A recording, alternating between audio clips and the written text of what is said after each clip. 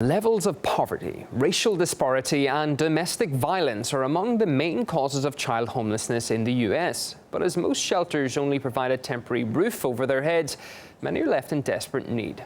More now with RT's Maria Finoshna, who's continuing her journey across the US South. Ordinary playful youngsters at their dance classes, following their teacher to the canteen and eating their lunches during school break. An everyday scene repeated across the country, just with one exception. These are some of America's thousands of homeless kids. You typically think, at least in the United States, that a homeless person is that 35 to 40-year-old guy, by the highway or under the bridge or something like that, begging for money, where in fact the average age of homelessness in the United States is 11. They're not orphans. All of them have at least one parent. But what they don't have is a place to call home. Some kids have been homeless for like 3 or 4 years, in and out the shelter. They're torn down emotionally and they'll be stressed out.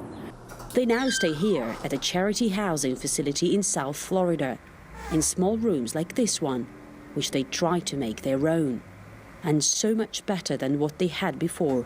Some houses got flooded out. Maybe they had got an eviction. Some people sleep in their cars. Some people sleep under the bridge. Some people sleep on the sidewalks.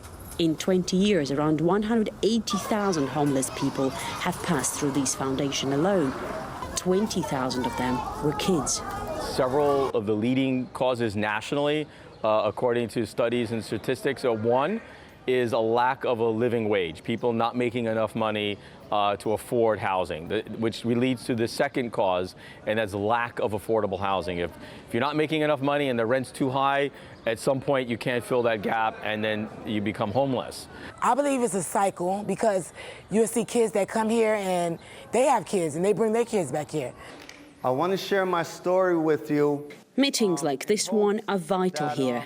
Frustrated, traumatized, these kids are in urgent need of powerful emotional support. And you can be anything you want to be. All you got to do is believe and just dream. Although it won't be everyone in this room whose dreams will come true. Chapman Partnership is just one of numerous organizations here in Florida giving a helping hand to homeless people and their children. They alone spend every year around $15 million in private and state funding. But these efforts seem to be not enough, as homelessness still remains one of the nation's biggest problems, while the number of homeless kids is on a constant rise. Maria Finoshna, RT from Miami in South Florida.